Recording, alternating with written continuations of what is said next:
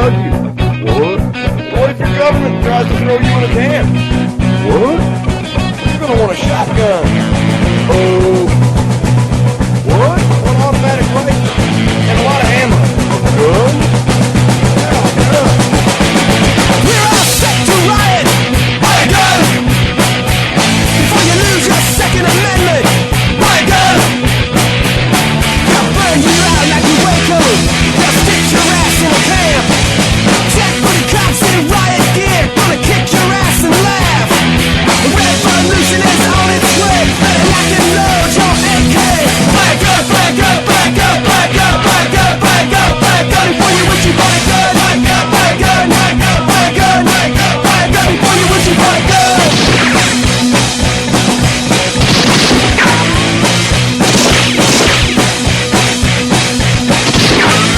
We're all set to riot. Buy a gun. Before you lose your Second Amendment. Buy a gun. They gave your money to the banksters. They stole your pension funds. It's time that we took to the streets. It's time we had our turn. A revolution is on its way, and the founding fathers would say, buy a gun, buy a gun, buy a gun, buy a gun, buy a gun, buy a gun, buy a gun before you wish you bought a gun. Buy a gun, buy a gun, buy a gun, buy a gun, buy a gun, buy a gun before you wish you bought a gun.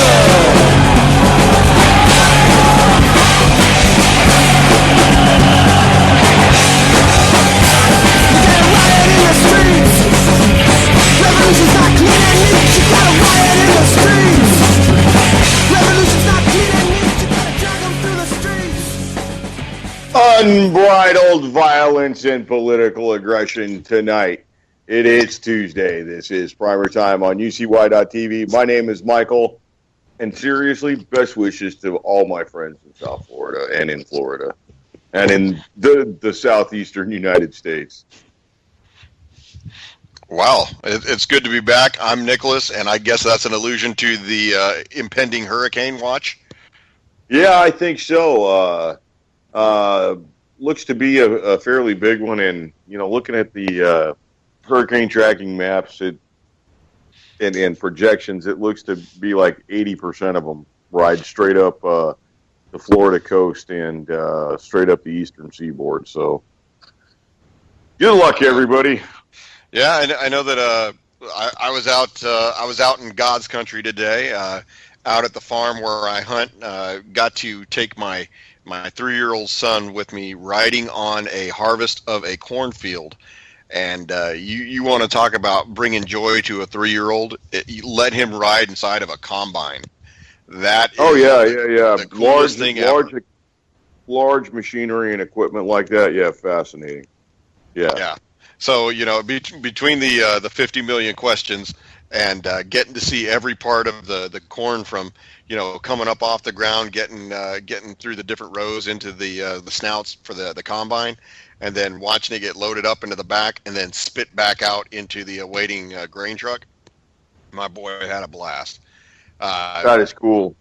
The interesting thing is this is the absolutely last time that this farmer is going to harvest that cornfield, because they've sold the land, and another farmer will take over that plot. So, to be able to have my boy out there on a piece of land that'll never be, farmed by this family who's been in this area for a long time, that's something that was great. Because, that's really what we're all about, preserving the American way of life. And I don't think you can get much more American way of life than farming and tilling the land.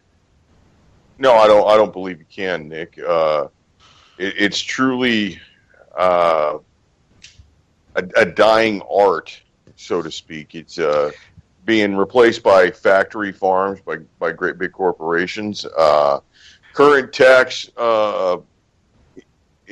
initiatives and programs are kind of aimed at putting the farmer out of business, and boy, that's a real big problem right there. It is. So I think your child We come from farming stock way back when. I don't know if you remember, but our great grandfather had a I mean, I quite remember that.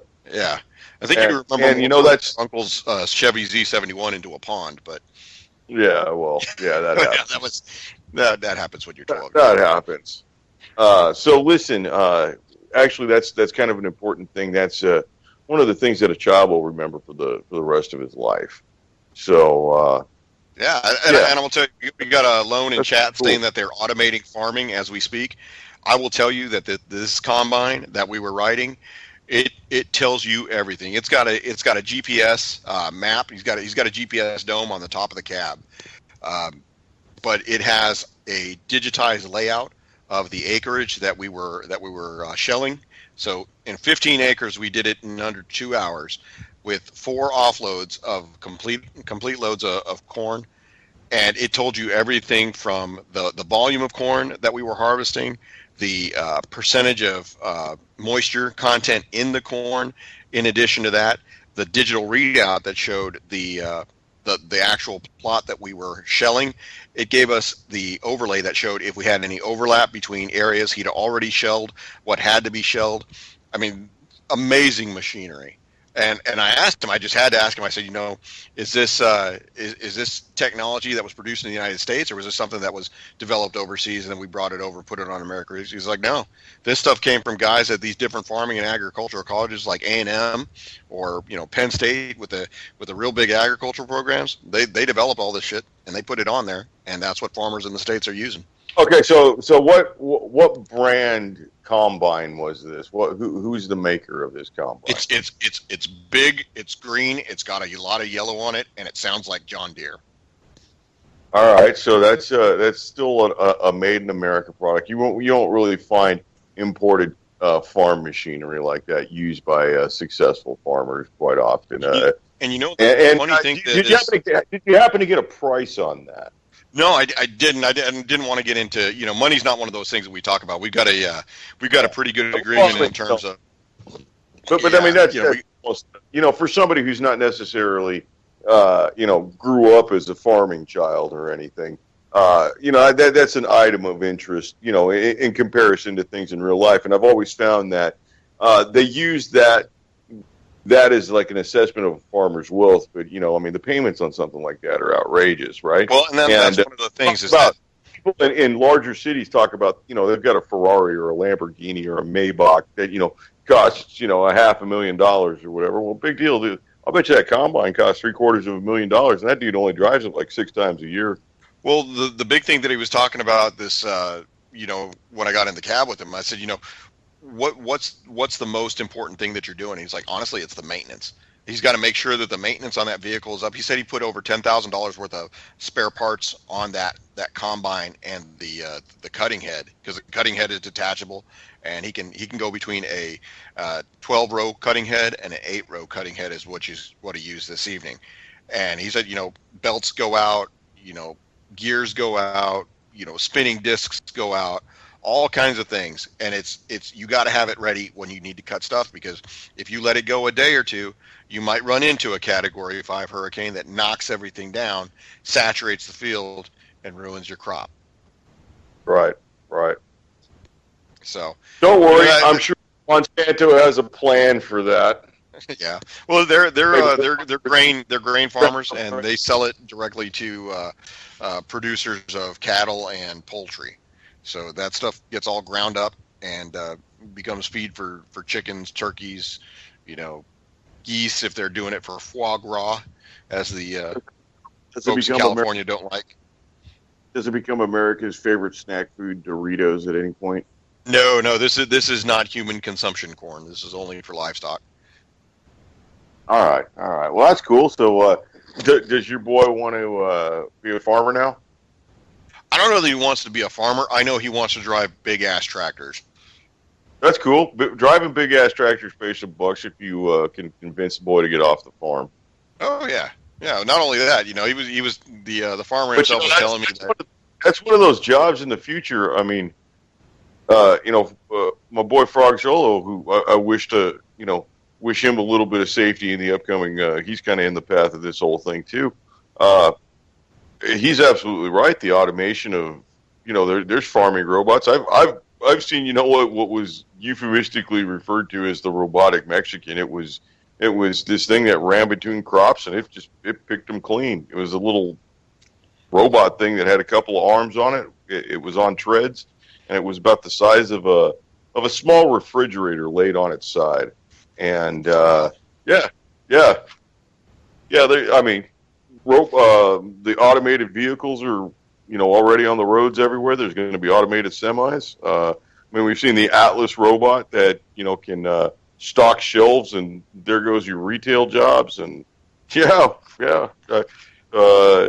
Jules in the morning hits on this. It's kind of like technological enslavement and servitude. And, science gone wrong. That's facing us, and yeah, I'd like to. I'd like to say PrimerTime supports the Kill All Robots program. Yes, those are awesome. We like the Kill All Robots program. Right. We are firmly in support of the Kill All Robots program, and you can send any donations to the Kill All Robots program to me in care of me. Yeah. Well, like I said, I just wanted to get that out there. Big shout out to America's farmers. That's way cool, and shout out to dads doing stuff with their kids. That's actually pretty neat. That's way better than setting him on an iPod or an iPad or. Definitely, yeah. I mean, I think he had a great day, and I'll tell you what. By the time we got home, we got him a chance to eat some dinner, and he is racked out. There is nothing going on with that boy right now other than dreams of big John Deere tractors. That is your reward for the evening. So yeah, that's cool. That's real cool. Is my audio kicking out again? Yeah, it just goes in and out. Yeah, I'm sorry about that. I'm sorry about that. Soon to be in an area with greater internet connectivity. So yeah, there you go. So yeah, any news on the gun front? Yeah, I saw something that was actually kind of important to consumers. It looks like Bass Pro Shops is in the process of purchasing Cabela's at a $5.5 billion. That's $550,000 million purchase. So I don't know. I kind of like Cabela's. I think they're pricey. I think Bass Pro Shop is pricey, and I don't necessarily like Bass Pro Shop.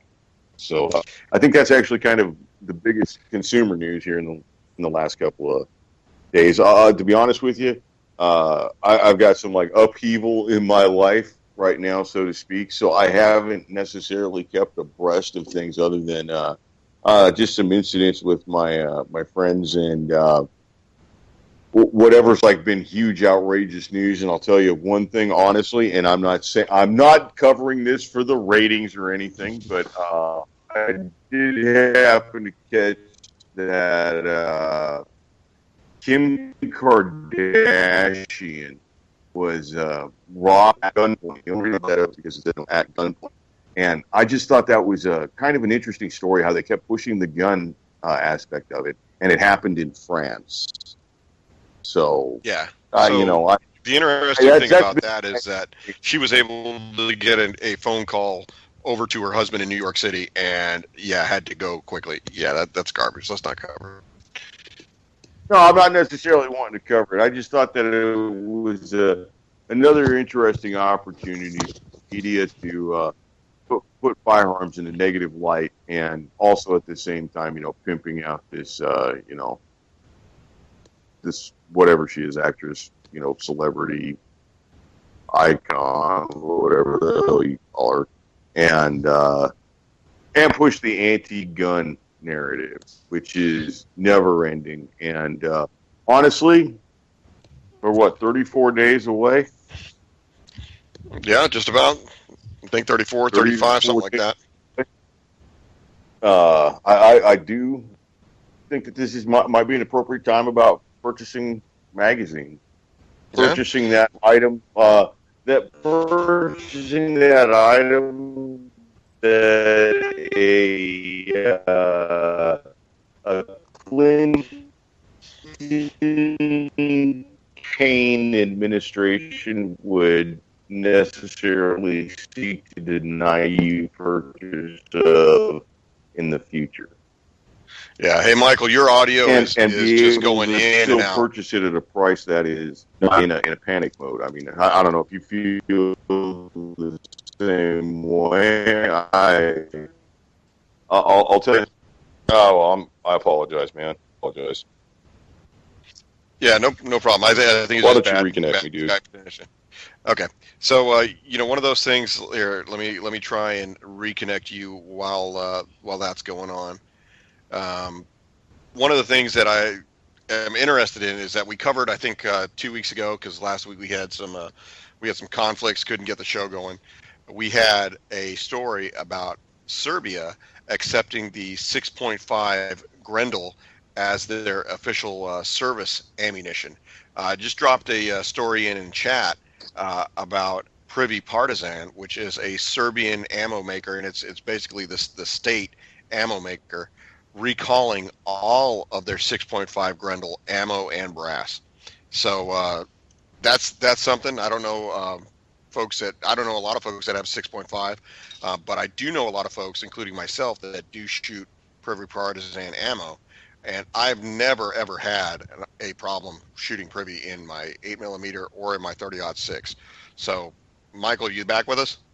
I'm there, and listen, I find that story to be fairly interesting, both on the acceptance of the 6.5, because that's a significant deviation from either the NATO standard or the former COM-block standard.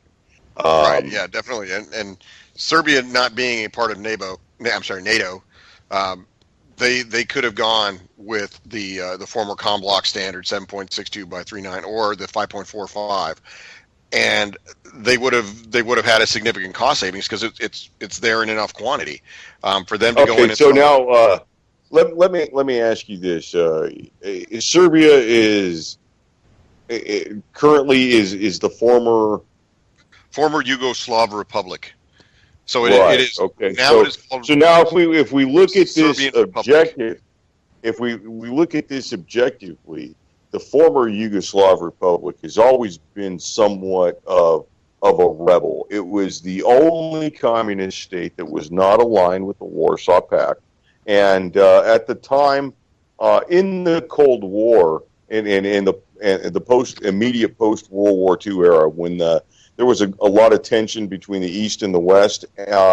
Yugoslavia was sort of a wild card, and at one point they did basically the same kind of thing here that Serbia is doing. The later day, and they made a rifle, the VZ-52, which was a semi-automatic self-loading carbine, but they made it in a 7.62 by 45 caliber, which was not in line with the Soviet doctrine of 7.62 by 39 or 7.62 by 54. It was sort of intermediate. And there was a release of those rifles into the United States, I want to say about 10 years ago. A bunch of those came in, and there was a lot of ammo available initially. There was a good, you could buy a case of it for cheap, for I don't know, maybe $40 or something like that. And then there was no more ammo for it. It was gone. And I actually have like 2 rounds of that 7.62 by 45 that are kind of like a keepsake, collectible, kind of an interesting item. Yeah, I mean, that's one of those things. Like I said, you're right on the reluctance of Serbia, or as it was back in Yugoslavia, to really go along with anything else. They actually Stalin kept trying to kill Tito. So I mean, they weren't necessarily like hip to the Little Red Book or anything at that time. There was a lot of tension what they were between the two nations. and what they were good at, as far as Tito was good at crushing any kind of internal rebellion and keeping multiple different ethnicities in and under his yoke. He was good at that. Well, they were all Yugoslavs. Exactly. There was no high nation. That's the distinction right there. That's right, right. I'm gonna And that's where I'm gonna re-add Michael. Um, One of those things is that, like I said, we're trying to get the Skype, the god that is Skype, to go ahead and let us have one evening where we can get through and not have a connection on one end or the other go wonky. We had a couple weeks ago where my connection, we just couldn't get it right. I don't know what it is. That's one of those things that I think when Michael or I are on Skype together, all right. we never. I don't know what the what the hell happened with that. Yeah, don't worry about it. So, well, what I was saying is just in relation to this new 6.5 carbine. I'm just saying that the people of that region have kind of a history of rebelling against the grain, so to speak. And I mean, they've done it in the past. They've done it again. I guarantee in the future, when whatever the red laser is the standard, they'll choose the green laser, the blue laser, the whatever. Did I lose you again? Well, you're just kind of fading in and out. So I think it's just. I have. Yeah, I think it's just connection. I apologize for the. Yeah, it's all right. It's just connection speed. One of the things I'm gonna go ahead and I'm gonna drop it here in chat. It's interesting. I think it is the end of the 1911 era in the Department of Defense. The last remaining active duty component to utilize the 1911 has decided to call it quits. So Marine Special Operations, which goes in between MARSOC and Raiders, have basically said they are going to drop the 1911s. So no more 45s. They moved to a Glock 19. Is that correct? That's one of the things. They're going to the 9mm. So it's the Glock 19 9x19, and they're saying that SOCOM had either simply authorized the Glock for limited use within the group, but didn't mention anything about the Marine Corps Recon battalions, which used to be called Force Recon, which used to be called MARSOC, then it became Raiders. Who knows, man? This is one of those things that the Marine Corps, as an organization, is the smallest branch of the service. Being a part of the Department of the Navy, they don't have a lot of money to make these kind of decisions lightly. They need something that works. They need something that's got replaceable parts that are easily accessible and that are fairly inexpensive. Okay, so as I recall, we have not discussed the fact that Smith & Wesson has been eliminated from the Army pistol competition. Is that correct? Right. We didn't get a chance to cover that. We were offline last week, so yeah. Yeah. So Smith & Wesson has been eliminated from or they have eliminated themselves rather from the Army pistol competition, and I find that to be fairly interesting. Large American manufacturer who's got a significant presence in the civilian market, and who's got a large following amongst military members in their own personal firearms, and who's probably willing to fit their business model to meet the contract, did not get, I guess, the corporate go-ahead to continue on in this process. Yeah. Well, I mean, who knows exactly why they chose to do it? Whether it was not gonna get the contract because the Army has been known to pick a winner before the competition begins. Whether it was that, or whether it was just it wasn't going to be feasible for them to try and keep up with the different bids that are going to go. These manufacturers consistently underbid each other to the point where it's absurd. They cannot physically or possibly produce the quantity of equipment needed by the contract at the price that they submit in the bid. And these things routinely go to court over, hey, we're going to file suit about this because there's just no way you can do it based on our market analysis and or their insider information that they have about what it takes to produce versus what it takes to actually sell those things. Yeah, I have a feeling that this is a fixed deal, and really, I think it's going to come down to the SIG 230 I'm sorry, the Sig 320 or the Beretta APX, which apparently is back in the competition again. The M9A3 is out of the competition, but the APX is still in the competition. Okay. Well, that's one of those things. And in Michael, the end, I don't remember. Did we get a chance to cover the owner of HK PartsNet getting 33 years in prison? no, and I think that's an interesting story because he's one of the few reputable parts dealers that's got everything, and apparently he had a little too much. Yeah. So the interesting thing is that he claimed that he was being targeted, and it sounds like ATF probably was. They seized over 200 of his HK P7 pistols, and that was in mid-August of 2014. So he got an indictment in March of 2015 from a district court for 13 charges. One count of dealing firearms without a license, 4 counts of smuggling goods outside the U.S., and 1 count of giving a false statement to a licensed FFL. This all ended up with a guilty conviction. He's going to be going to federal prison. Right, and there's no parole in federal prison. Yeah. You do the whole thing. So yeah, I guess that's something we should somewhat discuss in light of current things happening in the political situation in the country. And honestly, I think there's a fair amount of people that are looking towards the next 30 days, the next 60 days, and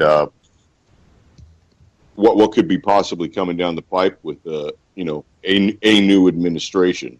Let's just leave it at that. Yeah, and you're going to get a new administration one way or the other. The problem is it's the devil you know or the devil you don't. And I think in terms of the devil you know there's going to be another assault weapons ban put in place or at least proposed by an incoming Madam President. Probably within the first 100 days. I would think, and that's one of those things that I think that within the first hours that speech to Congress is going to be on the table. You can bet that it's an exact copy of either the Clinton gun ban or even worse, the Feinstein gun bill. I think it's going to go to California. I think this is going to be similar to the laws that were enacted by Jerry Brown after being passed through the California State Assembly. California prides itself on being the strictest of everything in the nation. They've got the strictest Dairy Queen legislation that prevents Dairy Queen from utilizing whatever type of cream in their ice cream. I mean, this is the craziest state legislature, but they produce so many types of bills that go through to become law. I mean, you almost need a degree to keep up with everything that goes through that assembly, and none of it's good for the people. So, having lived in California, I can tell you the best thing that you can do about seeing California is seeing it in your rearview mirror. And some of the California laws are fairly rough. They've got something that they call a pistol registry, and it's basically it's an approved list by the state of pistols that are allowed to be sold brand new by retailers in the state, and the list grows smaller and smaller every year because it requires the manufacturers to submit samples to the state, and no new pistols may enter the registry until they meet certain requirements such as microstamping and smart technology integrated into the weapon, and some sort of traceable blah blah blah, whatever the hell they want to know, that whatever they think is possible right now, without increasing the cost of the weapon 12 times. That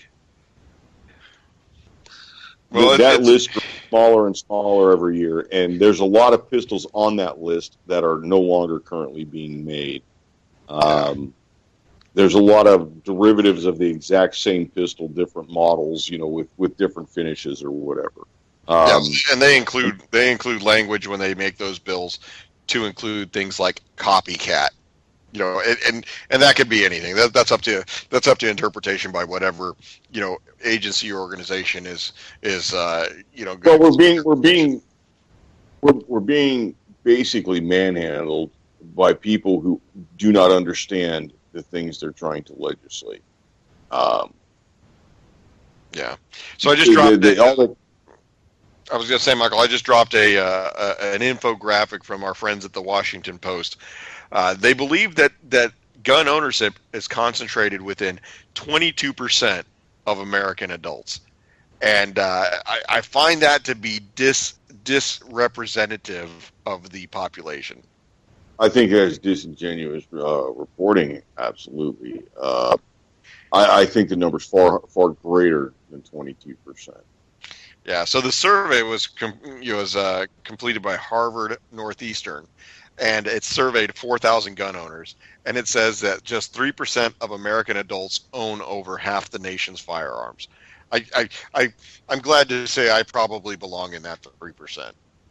Okay, so let's talk about that 3%. Let's go with some numbers. The population of the United States at this point is 330 million. Okay, so thereabouts. Yeah. All right, so you look at the population of 330 million, and 3% of that is going to be 10 million people. All right, so now we've got 10 million people that own half of the estimated firearms in the United States, which are probably 500 million is what the rough estimate of firearms in the United States is. Is that correct? Say that again, Michael. I can barely hear you. I would say that the rough estimate of firearms available in the United States, like currently in ownership, is somewhere around 500 million. Is that the number? It says right here. It says that 300 million or more is what the research says here. I've seen the 500 million several times. So let's say let's go with 300. Split the difference and say 400 million or 300. No. Let's just go with it. Let's go with their numbers. All right. So we've got 10 million people out of the 300 million guns. That's 150 million guns. That's 10 million people have 150 million guns. Now let's remove zeros and decimal points and all that kind of stuff. Learned in metric class. And what does that come out to be? Oh, I'm not so good at math. I only have an associate's degree. Well, I'm not actually figuring it out because actually I'm going to enjoy a beer at this point. I have turned off the. And who is our sponsor? I have turned off the Asian gene. There shall be no computing tonight. And who is our beer sponsor this evening? Tonight we are sponsored by Miller Lite. That's right, a fine watered down beer that leaves almost no aftertaste because it's nearly water. Thank you. There you go. And on the other side, I am sponsored by Star Hill Brewery, and it is the Love wheat beer brand. So I'm getting some love. That kind of beer gets your ass beat in a bar in Texas. it would, except for the fact that in this area, they are all. That kind of beer comes with a little umbrella. No, it doesn't. It actually, and the funny thing is, I would think that this beer company would get sued by the state of Texas because their symbol or their icon that they use is a star with a ring around it. Don't give the state of Texas any ideas about taking money from people. Don't even bring that shit up. They'll do it. Don't think they won't. They'll do it. Son, I'll teach you right now. There you go. So, no, that's one of those things that, like I said, for me, last week we just couldn't get the schedules to work. I apologize. It was mostly my fault. I am in what could be considered one of the top 5 stressors of a person's life, and it just I was sort of busy. And actually tonight I'm still that same kind of busy, but this is actually a break for me. So I'd like to say thank you and spend it with my brothers and my radio friends and everybody out there. So thanks. And then this is actually kind of nice for me. So if you're out there, do whatever ails you. Yeah, ales you. Ales are good. So we had this Saturday opened up deer hunting season in the Commonwealth, And it's one of those things that where you try to use technology to your advantage. You do the patterning. You get set. Michael, would you believe it if you would have heard that I missed a family of deer by 2 minutes on Saturday morning? I'd say that due to you having your mother's genes, yeah, you're gonna be late. Every once in a while, I think that. But you know me. You know me. I'm not late to anything. You're getting old. It's like genetics. You're just going to start being later and later and later. You don't get this life anymore. That's the problem. Now, I'll tell you what. I'm on time. You can't even call me late for dinner. So, the bad thing is, like I said, I've got a trail cam set up, and I've been, tending to this spot, making sure that there's ingress and egress points. I have it in a natural funnel. I've cut out some paths for me to get in, and I intentionally walked in front of my camera just so that I would have a timestamp of when I got there versus what time anything else was moving through. There was a doe and 2 fawns that were on my spot from 5:40 in the morning until 5:50, till 5:48. I walked in at 5:50 and probably scared them off. You probably scared them off. Yeah, I did. Go figure. It was all the beer bottles in your cooler clinking back and forth. God, I wish, because I sure as heck, I was quiet as could be. It was your Radio Rock boombox that scared them off when you walked in. Could be. And I'm going ahead and I'm going to go ahead and send these to you so you can see the video graphic evidence of my dilemma. So I will tell you folks, if you're getting ready to go out, wherever you're at and you're getting ready to do some hunting, get there 15 minutes than you think you ought to. Just do yourself a favor. Yeah, that's a shame. So are you going to go back out this weekend? I'm hoping to. I've been on vacation for these last 3 days. Thursday, I will be off of vacation, but I will be getting a crown in my grill because when I had a crown put in previously, they put it in with a I guess it's whatever the a Mercedes logo. Well, no, it's a porcelain crown that they put in, which is it's more dense than natural stuff. You should get a Mercedes logo or some like diamonds on the front. That'd be badass. Yeah. Well, the Army don't let me do that, so we'll hold off on that for a while. But no, the porcelain crown that they put in on my lower jaw has apparently worn away the enamel of the tooth above it on the upper jaw. So that tooth is now going to become a crown, and they're going to put the same, porcelain crown in, and hopefully everything goes good from there. But that'll be Thursday, and then we get the 4-day Columbus Day holiday, which is known now in many states as the Oppressor of Native Peoples Day, and I will take that opportunity to do something too. It was celebration of Native heritage or something like that. Now it's celebration of Native heritage. Yeah, whatever. They're talking about in places like Spain and San Francisco, for that matter, that are talking about taking down the prolific statues of Christopher Columbus, and putting up something that shows the oppressed peoples from whence they were conquered. And the way I look at it is Rosa Luxemburg. We're gonna get a statue of Rosa Luxemburg or Lenin. That's awesome. So, awesome. And it's funny. It's because it's the ultra liberal folks that really they want to erase history, and it doesn't matter which nationality or which country. Almost every single one of these different factions of very left-leaning folks, they want to whitewash history, and they want to make it look like bad things didn't happen to people and people didn't oppress other groups of people. And we have that debate where I'm at. I am in the heart of the Confederacy. There was no more a southern state than you can get than Virginia, and we've got a pretty. I take great umbrage at that. Come on, Texas was late to the party. That's because we were busy working on shit here. Yeah, like what? Taking land from the Mexicans. They was just gonna like do stuff with it. You're gonna do stuff. Yeah, well, so the funny thing is that we've got a pretty sizable amount of folks who claim membership to the Daughters of the Confederacy, the Sons of Confederate Veterans, and they have organizations called the Virginia Flaggers, and these are folks that show up at rallies around the state that have every Confederate battle flag that you can imagine, because there are more than one, by the way, and Oh, absolutely. they go up.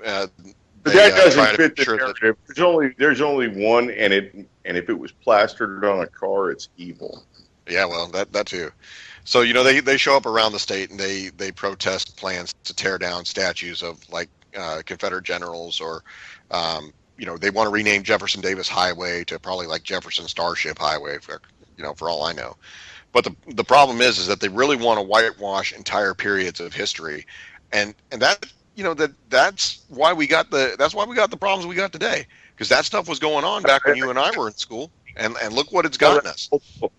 It's called cultural Marxism, and I mean it's a battle plan. I mean there's been several authors who've written about that. A very famous one, Yuri Bezmenov. He actually and not only wrote about it, but gave a good like 3 hour long video on basically how to take over the United States and this cultural degradation that we face, and this abolition of the rights that are granted to us by the Constitution. Well, they're not granted to us by the Constitution. They're granted to us by your Creator, whatever you believe your Creator to be. Even if you believe that you have no Creator, they are yours, inalienable to your birth, and the Constitution is there just to protect them. Now, the Constitution has been subverted. The Constitution is just a piece of paper. So I believe at that point it becomes on the holder.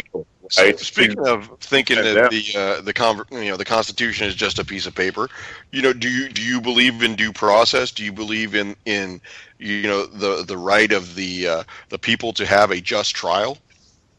I do, but I also kind of like a lynch mob every now and then. I think there should be maybe 90% due process. 10% Monday night rehabilitation.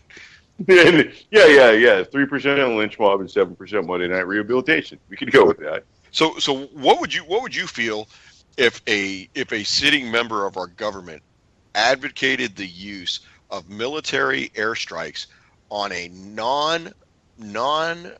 I would say non-warring nation and an individual person who is holed up? And he must have done something bad, like hacked emails or some shit like that. Yeah, he might have got information that like showed people doing bad shit, right? Probably. I mean that's a concern to me. I mean, put it this way: you go after and you deny somebody their civil rights, you're going to get sued and whatnot. But when you deny somebody their right to breathe because you used a Hellfire missile on them, yeah, there's a big problem with that. That's a because problem. Don't you remember the complaint that George Bush went into Iraq because Saddam Hussein threatened his father? Well, you got Hillary Clinton saying, "Can't we just drone Julian Assange from WikiLeaks?" I mean that's a problem. Yeah, but Trump called Miss Universe fat. Yeah, Called her fat, and as a beauty queen, somebody calling her fat is extra triggering. Also, and look, do whatever you say. I mean, look, feels before reels, man. Yeah. Well, Michael, it sounds like you're being abducted by aliens. That's pretty good, because exactly what I was saying is almost like alien goddamn technology. It doesn't make any sense to anybody. Yeah. All right, listen, we got to hit the 4 rules of gun safety. If I crack out, you like jump in. Yeah, because it's important. It's the most important part of this show, besides our like brainless banter that goes back and forth and possible anti-Semitic slurs and yada yada yada. Rule number 1: every firearm is loaded until you visually and physically inspect that it is not loaded. Rule number 2: keep the muzzle pointed in a safe direction at all times. Do not point it at anything you do not wish to destroy. Rule number 3, know what is your target, know what is beyond your target at all time. And rule number 4, keep the booger hook off the bang switch. There are no accidental discharges. They are all negligent, and you will pay. Yep. Well, that one came through okay. You were 5x5, as we like to say. Awesome. I was in the pipe. Yeah. So that's one of those things that here we are already in. I mean, gosh, this is the first week of October, already down. That's right. Countdown to Armageddon. 34 days before Hillpocalypse. I'm telling you, she's the one. She's the one. Look, Trump screwed up. He called that pretty Colombian girl or Venezuelan or whatever she is. He called her fat. That's it, dude. It's over. It's over. Yeah, but he can call one Colombian girl fat, but Hillary Clinton can silence every single one of her husbands. She was a beauty queen. She was a beauty queen, and it's incredibly damaging to her psyche. And that it's funny because I actually heard the tape of the audio that Donald Trump talked about. He didn't call her fat, didn't call her Miss Piggy. He was saying that unfortunately she gained some weight and she's been working with some folks to lose it, and she's been doing a great job. And the funny thing, I'm sitting here thinking, I was like, you know what? This is Hillary Clinton chewing on the bones of some destitute child from West Virginia whose dad she ended his dad's coal mining job, and she's just laughing all the way to the bank. Yeah, I look. If you do not see the writing on the wall that Hillary is the one, you're sunk. Your logic is flawed. To those who realize what's going on, I suggest you spend every spare dollar you have right now on magazines. Something that would be a fair-minded purchase for a forward-thinking individual. If you live in a state with face-to-face sales and unregulated sales, is you may wish to buy a couple of AR-15 lowers. They're economical item. You could buy like 3 or 4 of them, sometimes on sale for generally less than $200 with shipping. I mean, you might be able to buy 5 of them for $200, and shipping. And then not only that, I guarantee you they are going to rise in value just like they had a pony stamped on them. Well, yeah. Not only that, you got 17 straight months of basically firearms, purchasing and ownership that is gone through the roof. Another record. All I can say is I remember the 95 gun ban very well. It was a gun and magazine ban very well. And I remember a Glock magazine being a non-factory item. It was one of the first aftermarket Glock magazines. It was unreliable as my last Dodge truck. And it was $150 back in 95 when $150 was a good chunk of cash. $150 still a good chunk of cash where I'm at. Big chunk of cash right now, but it's a lot less. That's like $30 back then. Yeah, definitely.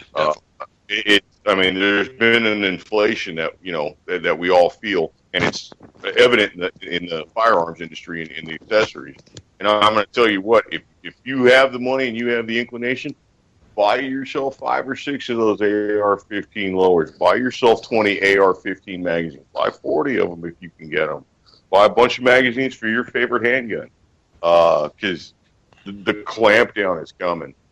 And definitely. That's just reading the writing that's on the wall.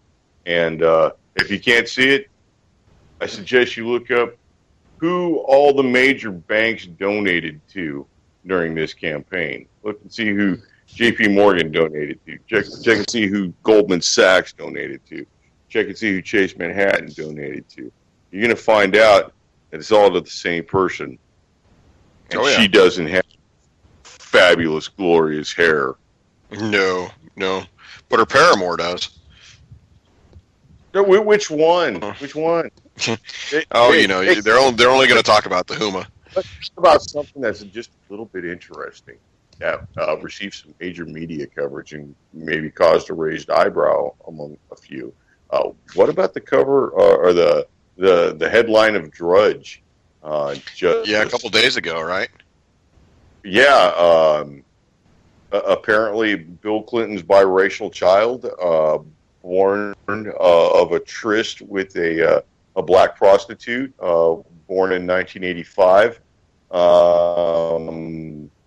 has come forth to be recognized.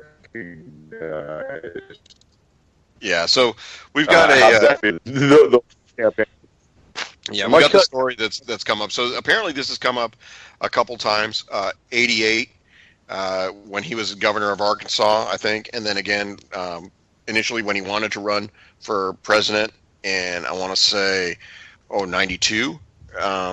So yeah, this is something that's come back and forth. You know, I'm surprised the guy's still alive, honestly. You know, because we haven't even gotten to the bottom of the Seth A young black male in a rough section of Little Rock, Arkansas, or I don't believe he lives in Little Rock. He still lives in Arkansas. Not somehow struck by the rampant violence of that area. Yeah, he is. He's alive. Absolutely. Absolutely. I mean, there's a whole lot of things that can make it look like, he slipped and fell and hit his head on the bathtub kind of a thing. Well, yeah. Boy. You know, and this, like I said, this is the same.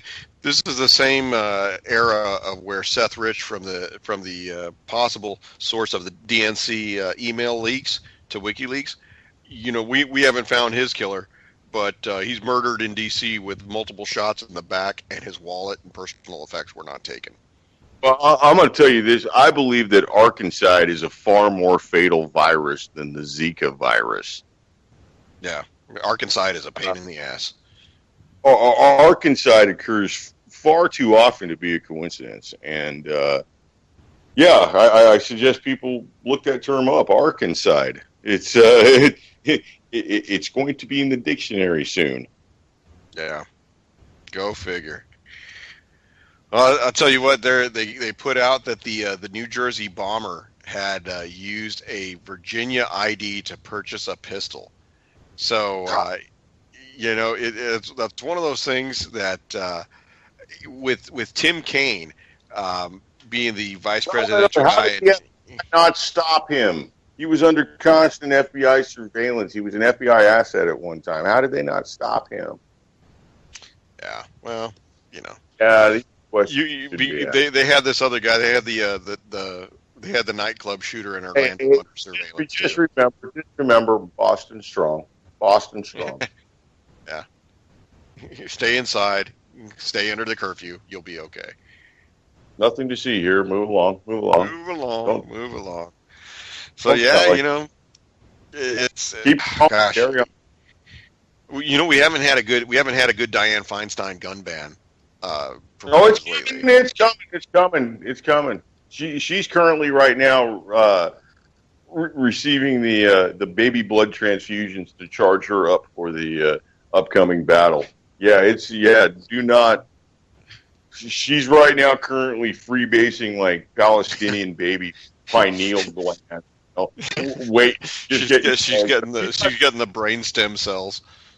Yeah, she is, man. I'm going to tell you what. She's got a team of rabbis writing up that goddamn gun ban, and they're just copying the same order that she's tried to push through. Yeah, it's coming. It's coming. And I'll tell you what. Be aware, because I truly believe in the problem reaction solution model that's been used in this country. And I'll tell you what, you start looking at a lot of these incidents that grabs the public's eye and really twist the heart, and then you start finding a lot of discrepancies between it. And keep your eyeballs open for that. Hey, look, Operation Northwoods is a real thing, or it was a real thing. They've passed a law that says that the government can now propagandize you through the media and lie about it. Keep your eyeballs open. Don't fall victim to another hoax of some kind, and prepare yourself. Buy a bunch of magazines. Yeah. Well, buy a bunch of magazines. as many I'm a fan of buying the ammo instead. I think you get enough ammo, you can have some brass on hand to reload. Right.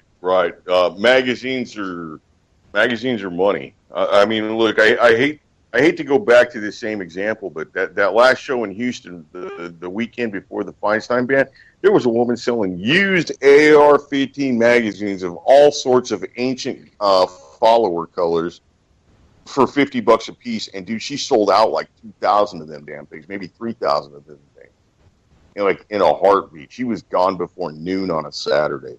She sold every damn one of them, and it was all cash. Yeah, so I mean, buy a bunch. The rush is coming. I mean, don't be a sucker. I mean, just look back a couple of years of 2013. I mean, everybody wants to like associate that with like the great 22 long rifle crisis or something, but it was everything. Any kind of magazine. You couldn't find a magazine for anything that wasn't 3 times overpriced. Oh yeah, and that's one of those things that you're just going to have to used to. Like that's one of the reasons I absolutely detest cheaper than dirt. I mean, they kicked up the prices of AR-15s like overnight. The prices of magazines. I mean, AR-15s that were going for like $4.99 or whatever right before that, they were going for $1,500 the next day, and then $17 the day. I remember the local the gun trader, Texas gun trader, ARs were going for $1,200 a pop used. I saw them. I saw them at times. I saw them for in the $2,500, $2,700 plus range. And people find, oh, this is a stag. It's a stag upper and a stag lower, and it's got this, that, and the other, and 3 magazines. Oh shit! God forbid you had the Spikes Tactical Punisher. Can they go to community college? Yeah. Don't be that sucker. No, don't spend the kids' trust fund on AR-15s. Get it now while you can, because I'm telling you, the prices will go up. It's the American way. Yeah. Yeah, well. So, Michael, I'm going to get a chance to do any shooting, or you got other things going on this week? I got other shit going on this week. As a matter of fact, I probably got a topic for discussion for a later show out of all this stuff that's coming on this week, and it could be fairly interesting to people who have changes in their life and stuff like that. So yeah. Well, you got to remember, folks, we're here for you because we are missing the Mike Pence and Tim Kaine debate. So I don't have any updates to throw at you.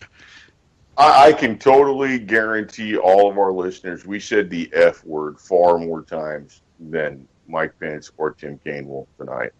And for that, you should dance of joy, Fiddler on the Roof style. Yeah. Yeah, it happens, man. It happens. So I think I'm gonna see if I can do some more dove hunting. See if I can finally put the beat of the shotgun on a dove.